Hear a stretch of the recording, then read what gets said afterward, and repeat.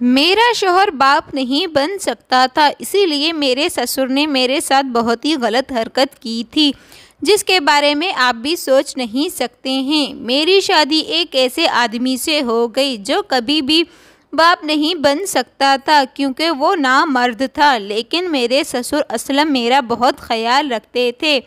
मेरे ससुर असलम 70 साल के थे, लेकिन दिखने में किसी पहलवान से कम नहीं थे। या यूँ कहूँ, अगर मेरे ससुर असलम और मेरे शौहर अयान का मुकाबला किया जाए तो वो बाप बेटे नहीं बल्कि आपस में दोनों एक दूसरे के भाई लगते हैं।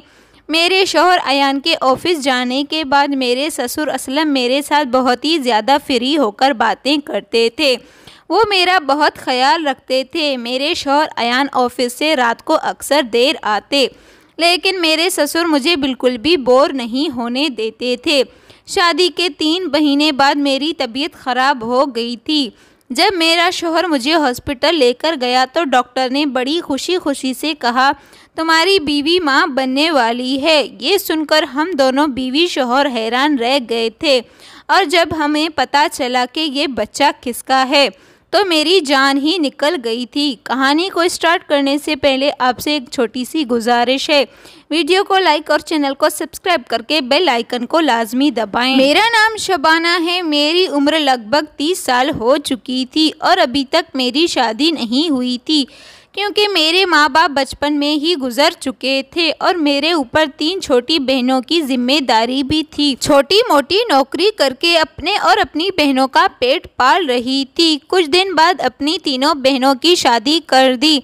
अपनी तीनों बहनों की शादी के बाद अपने ही घर में बिल्कुल अकेली हो गई थी। मुझे अकेलापन बहुत ही ज़्यादा महसूस हो रहा था। मैं चाहती थी मेरे साथ भी कोई ऐसा शख्स हो। मुझे अपनी ज़िंदगी में ऐसा साथी की ज़रूरत महसूस हो रही थी जो मेरी तन्हाई को दूर करके मेरी ज़िंदगियों को खुशियों से भर दे। पर मेरे घर में कोई भी नहीं था और कोई नहीं था। अब मेरी उम्र बहुत ज़्यादा होने की वजह से मेरे लिए कोई अच्छा रिश्ता भी नहीं आता था। मेरे कुछ दिन यूं ही गुजर गए थे और एक दिन मैं बाज़ार गई थी तो वहाँ मेरी बहुत पुरानी सहेली मिल गई। उसकी शादी हो चुकी थी और उसके बच्चे भी हो गए थे। उसने मुझे देखा और मुझसे पूछा, तुम्हारी शादी हुई है या नहीं? मैंने उसे सब कुछ बता दिया। बातों ही बातों में उसने मुझे बताया उसका एक भाई है। उसकी उम्र लगभग 45 साल के करीब हो गई थी। उसकी शादी हुई थी पर उसकी बीवी उसे छोड़कर चली गई, क्योंकि उसका भाई कभी बाप नहीं बन सकता था। मेरी सहेली के घर में पैसे रुपए की कोई कमी नहीं थी। अभी मुझे ये सब बातें कह रही थी, मेरे मुंह से अचानक निकल गया, तुम अपने भाई की शादी मुझसे कर दो। मैं उसे किसी बात पर कभी भी तंग नहीं करूंगी और ना ही इन्हें किसी बात के लिए ताने दूंगी। उसने कहा, इतनी बड़ी सच्चाई जानते हुए भी उनसे शादी करने को तैयार हो? मैंने उसे कहा, इस तरह जीने से तो अच्छा है मैं तुम्हारे भाई का सहारा बन जाऊंगी और वो मेरा सहारा बने। आखिर कब तक मैं अकेली रहूंगी? मेरी सहेली मेरे फैसला सुनकर खुश हुई, क्योंकि उसके घर में किसी औरत की ज़रूरत थी। उसकी माँ पहले कुछ मर चुकी थी। मेरी सहेली कहने लगी, ये बात अपने भाई से पूछकर बताऊंगी। वैसे तो तुम इस शादी को पक्का ही समझो, क्योंकि मेरे भाई को तुम्हारे जैसे लड़की की साथ की ज़रूरत है। 1 से 2 दिन गुजरने के बाद मेरी सहेली मेरे घर आई। वो बहुत खुश थी। उसने कहा, मेरे भाई शादी के लिए तैयार है, पर उसकी एक शर्त है। मैंने घबराकर पूछा, शर्त क्या है? तब उसने बस यही कहा, उसका भाई ये चाहता है कि दुनिया वालों को तुम कुछ नहीं बताओगे। मैं कभी बाप नहीं बन सकता हूँ। मैंने उसकी शर्त को मान लिया था। अगले दिन मेरी और अयान की शादी बड़े धूमधाम से हो गई थी। लोग देखकर हैरान रह गए थे, एक अकेली लड़की को इतना अच्छा रिश्ता मिल गया। मैंने अपने शौहर अयान के नामर्द होने वाली बात अपनी बहनों को भी नहीं बताई थी। मेरे शौहर अयान का ये राज मेरे सीने में दफन होकर रह गया था। मैं दुल्हन बनकर अयान के घर आ गई थी। ये देखकर हैरान रह गई थी। अयान का घर तो एक आलीशान बंगला था। मैं अपनी शादी में बहुत ज़्यादा खुश थी। जब मैं अपने घर के अंदर आई, मेरा कमरा बहुत अच्छे से सजाया गया था। मैं सुहाग रात की सेज पर बैठी हुई थी, अपने शौहर अयान का इंतजार कर रही थी। जब अयान कमरे के अंदर आए तो उनके अंदर एक झिझक थी। शायद वो अपने अंदर की कमी को लेकर परेशान थे, पर मैं एक औरत थी, इसीलिए मैंने उन्हें यकीन दिलाया ये बात कभी भी हमारे कमरे से बाहर नहीं जाएगी और ना ही मैं आपको इस बात के लिए कभी भी कुछ कहूँगी। मेरे शौहर अयान ने लेकिन मेरे हाथों में तोहफे के रूप में हीरे की अंगूठी पहनाई और कहने लगे, तुम्हें देखकर लगता है अब मेरी ज़िंदगी में सब कुछ मिल गया है। मुझे भी कुछ ऐसा ही लग रहा था कि अब ज़िंदगी में बहुत ज़्यादा खुश हूँ और अयान अपनी ज़िंदगी में बहुत खुश थे। अयान ने मुझे इतना प्यार दिया कि मैं उनके साथ बहुत ज़्यादा खुश थी। अयान ने मुझे अपनी पहली बीवी के बारे में सब कुछ बता दिया। उन्होंने बताया उनकी बीवी जब डॉक्टर के पास चली गई तो डॉक्टर ने बताया अयान में बहुत सी कमियां हैं और जब ये बात अयान की पहली बीवी को पता चली वो कभी बाप नहीं बन सकता, वो उन्हें छोड़कर चली गई।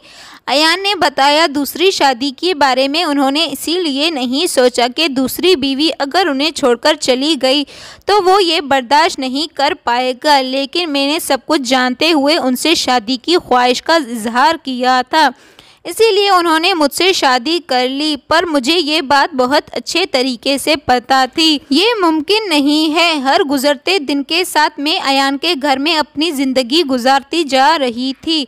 अयान और उनके बाबा का बहुत ख्याल रखती थी। शाम के वक़्त हम सब एक साथ बैठकर चाय पीते थे। अयान अक्सर ऑफिस से आने में लेट हो जाते थे, इसीलिए मुझे तन्हाई महसूस होती थी। तो मेरे ससुर असलम मुझसे बातें किया करते, उनका भी दिल बहल जाता और मेरा भी वक़्त गुजर जाता था। रात के 10 बजे तक मैं जागती रही, ना जाने कब मेरी आंख लग गई और मैं सो गई थी तो मेरी आंख खुली रात बहुत ज़्यादा हो चुकी थी। अचानक मेरी आंख खुली तो मैंने देखा मेरे ससुर असलम मेरे कमरे में टहल रहे हैं। मैं हैरान रह गई। मैंने अपने ससुर से पूछा, बाबा आप यहाँ क्या कर रहे हैं इतनी रात को? तो उन्होंने जवाब दिया, बहू अयान अभी तक नहीं आया है, मुझे उसकी फ़िक्र हो रही थी इसीलिए तुम्हें देखने कमरे में आ गया, कहीं तुम ना डर जाओ। क्योंकि जब सोई थी तो मैंने कोई कपड़ा नहीं ढका था, लेकिन जब मेरी आँख खुली मैंने देखा मेरे ऊपर एक कपड़ा पड़ा हुआ था।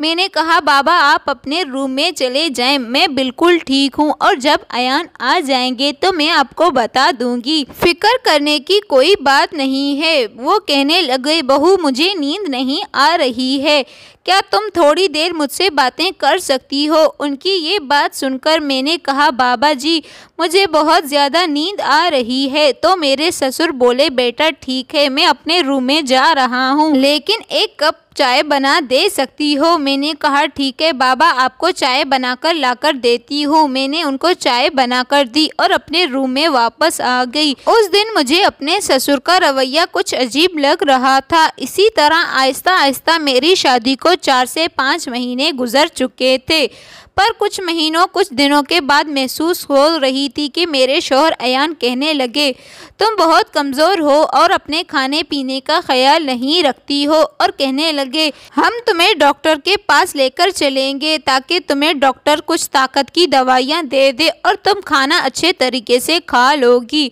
और तुम्हें अंदर की कमी बहुत ज़्यादा हो जाएगी। मैं डॉक्टर के पास नहीं जाना चाहती थी, पर अयान ने एक बात मेरी ना सुनी। फिर ऑफिस जाने के बजाय वो मुझे डॉक्टर के पास लेकर गए। डॉक्टर ने बड़ी खुश होकर ये खबर सुनाई। ये खबर सुनते ही हम दोनों के चेहरे की हवाइयाँ उड़ गई और मैं अयान बहुत अजीब तरीके से एक दूसरे को देखने लगे कि मुझे अयान की बात बहुत अच्छी तरीके से पता थी। अयान कभी बाप नहीं बन सकता, तो फिर ये बच्चा किसका है? आखिर ये कैसे हुआ? डॉक्टर के हाथ में से अयान ने रिपोर्ट ली और बिना कुछ कहे मुझे बाजू से पकड़कर हम दोनों घर पहुँचे तो मेरे ससुर हमारे इंतज़ार में बाहर बैठे थे। हम दोनों को घर आता देखकर पूछने लगे, बहू की तबीयत कैसी है? बेटा डॉक्टर ने क्या कहा है? अयान ने कहा, आपकी बहू प्रेग्नेंट है, जबकि ये बात अच्छे तरीके से जानता हूँ कि ये बच्चा मेरा नहीं है। अयान की बात सुनते ही मेरे ससुर कुछ कहने लगे, तुम कैसी बातें कर रहे हो? मेरे ससुर ने कहा, नहीं ये ज़रूर तुम्हारा बच्चा है और किसका हो सकता है, लेकिन मेरा शौहर अयान मानने को तैयार ही नहीं था। अयान की बात सुनकर मेरे ससुर कहने लगे, थोड़ा सोच समझकर बातें किया करो। अपने ससुर की बात सुनकर मुझे भी थोड़ी हिम्मत मिली और मैंने कहा, नहीं, मैं नहीं जानती ये बच्चा किसका है, लेकिन मैं इतना ज़रूर जानती हूँ आपके सिवा मेरी ज़िंदगी में कोई नहीं है। अयान ने कहा, तुम चुप ही रहो, आज मुझे समझ में आ गया आखिर तुम्हारी शादी क्यों नहीं हो रही थी और तुम यही चाहती हो कि मैं किसी और के बच्चे को अपना नाम दूँ। ये कभी भी नहीं हो सकता और किसी के बच्चे को अपना नाम दूँ, इसीलिए बेहतर होगा तुम अभी और इसी वक्त अपना सामान उठाओ और यहाँ से चली जाओ। मेरे ससुर असलम ने अयान को समझाने की बहुत कोशिश की पर अयान नहीं माना। वो कुछ भी जानने और समझने को तैयार ही नहीं था। अयान ने आधी रात मुझे घर से बाहर निकाल दिया। मैं अपने घर वापस आ गई। मेरा और अयान का रिश्ता जहाँ से शुरू हुआ था शायद वो गलत रास्ता था, पर मुझे अभी भी अयान की परवाह थी क्योंकि मैं उनसे प्यार करती थी। उसके अलावा मेरा था ही कौन। मैं रोते रोते वहीं पर नीचे ज़मीन पर सो गई। मेरी आंख उस वक़्त खुली जब दरवाजे पर दस्तक हुई। मैंने दरवाज़ा खोला तो सामने मेरी नंद खड़ी थी। मैं उसे कह रही थी कि मैं बेकसूर हूँ और मुझे नहीं पता ये बच्चा मेरे पेट में कैसे आया। मेरी नंद मुझे समझाते हुए कहने लगी, तुम फिक्र मत करो, मैं सब कुछ ठीक कर दूँगी। मुझे अपनी नंद की बात बिल्कुल भी यकीन नहीं आ रहा था कि वो सब कुछ कैसे ठीक कर सकती है। बहुत सोचे और समझने के बाद मेरे दिमाग में एक बात आई, कहीं मेरे ससुर ने तो, क्योंकि मेरी शादी के बाद मेरी ज़िंदगी में अयान के अलावा अगर कोई था तो वो मेरे ससुर असलम। अयान तो ऑफिस से कभी कभी रात को बहुत ज़्यादा घर लेट आते थे। शौहर अयान रात को भी कभी कभी रात के 3 बजे घर वापस आते थे। मैं तो रात का खाना खाने के बाद अपने कमरे में जाकर सो जाती। मेरे ससुर मेरे साथ बहुत ही ज़्यादा प्यार करते थे। वो मेरा बहुत ज़्यादा ख्याल रखते थे। उनका मेरे ऊपर प्यार जताना और हद से ज़्यादा मेरा ख्याल रखना आज मुझे सब कुछ गलत लग रहा था। इसी सोच के साथ मैंने 1 हफ्ता और गुजार दिया और हर गुजरे दिन में मैंने अल्लाह ताला से बस यही दुआएं मांग रही थी, अल्लाह ताला मुझे बेकसूर साबित कर दे और मैं अपने शौहर अयान के साथ दोबारा अपनी ज़िंदगी शुरू करूं। मेरे तीनों बहनों को अपनी ज़िंदगी में मगन थे, इन्हें मेरी तो थोड़ी भी परवाह नहीं थी। जबकि मैं कमरे में बैठी थी तभी घर के दरवाजे पर दस्तक हुई। जब मैंने दरवाज़ा खोला अयान को दरवाजे पर देखकर मैं हैरान रह गई। मुझे कुछ समझ में नहीं आ रहा था आखिर अयान मुझे लेने ऐसे कैसे आया, लेकिन मेरे लिए तो बस इतना ही काफ़ी था। मुझे दोबारा अयान की ज़िंदगी में शामिल होने का मौका मिल रहा था। मैं बिना कुछ पूछे उन दोनों के साथ गाड़ी में बैठकर चली गई, पर जब घर पहुंची तो मैंने देखा घर को बहुत अच्छे तरीके से सजाया गया था। मेरी नंद ने बड़े ही प्यार से मुझे गले लगाया और मुझे कहने लगी, तुम्हारा बहुत बहुत शुक्रिया, तुमने मुझे फूफो बनाने का मौका दिया है।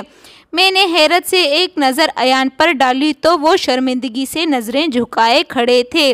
मेरी नंद सारा सच मुझे बताने लगी। उसने बताया, पापा को तुम्हारे ऊपर पूरा यकीन था, तुम एक अच्छी लड़की हो। सब जानते समझने के बाद भाई फिर से उस डॉक्टर के पास चले गए और उससे रिपोर्ट के बारे में पूछा तो लेडी डॉक्टर ने भाई को ऐसा सच बताया। मेरे भाई बहुत ज़्यादा हैरान हो गया। उसने डॉक्टर ने बताया कि भाई के अंदर कोई कमी नहीं थी। उनकी पहली बीवी भाई के साथ रहना नहीं चाहती थी, इसीलिए ऐसी दवाइयाँ इस्तेमाल करती थी और भाई पर झूठा इल्ज़ाम लगाकर छुटकारा पाना चाहती थी। इसीलिए उसने पैसे के दम पर झूठी रिपोर्ट बनवाई। लेकिन मेरे शौहर अयान मुझसे माफ़ी मांगने लगे, लेकिन मुझे तो उनसे कोई शिकायत नहीं थी क्योंकि उनकी जगह कोई भी होता तो ऐसा ही करता। और मेरे ससुर और मेरी नंद ने हमारे अपने होने का फ़र्ज़ निभाया था। मेरे ससुर ने मेरे सर पर हाथ रखा और मुझे बहुत सारी दुआएं देने लगे थे। हमारे रिश्ते कितने नाजुक होते हैं जिन्हें बहुत प्यार से संभाल कर रखना पड़ता है। कभी कभी इंसान की मामूली सी गलती से हमारे रिश्ते शीशे की तरह टूट जाते हैं। अभी मैं हंसी खुशी अपने शौहर अयान के साथ अपनी ज़िंदगी गुजार रही थी। तो मोहतरम नाजरीन, उम्मीद करती हूँ आपको कहानी अच्छी लगी होगी। वीडियो को लाइक और चैनल को सब्सक्राइब करके बेल आइकन को लाजमी दबाएं ताकि हर न्यू आने वाली वीडियो की नोटिफिकेशन सबसे पहले आपको मिल सके। मेरे शौहर बहुत ही अच्छे इंसान थे, लेकिन मैं तो अपने ससुर के बारे में बहुत ही गलत बातें सोच रही थी, जिसकी वजह से मेरी ज़िंदगी अभी खुशहाल हो चुकी थी। मेरी नंद ने मेरा बहुत अच्छे तरीके से इस्तकबाल किया था, लेकिन मेरी बहनों को तो मेरी कोई भी परवाह नहीं थी। मैं अपने शौहर अयान के साथ अपनी ज़िंदगी में बहुत ज़्यादा खुश थी और मेरे शौहर अयान मेरा बहुत ही ज़्यादा ख्याल रखते थे। मैं तो अपने ससुर के बारे में गलत सोच रही थी, लेकिन वो तो बहुत ही अच्छे इंसान हैं। लेकिन मेरे ससुर मेरा बहुत ज़्यादा ख्याल रखते हैं। जब से मेरा बच्चा पैदा हुआ है वो तो बहुत ही ज़्यादा खुश रहते हैं, क्योंकि उनके घर में एक छोटा सा पोता आया था। वो अपने पोते के साथ बहुत ही ज़्यादा खुश थे, सारा दिन बैठकर अपने पोते से बातें करते रहते थे। कहानी अच्छी लगी हो तो जल्दी से लाइक और सब्सक्राइब कर दीजिएगा।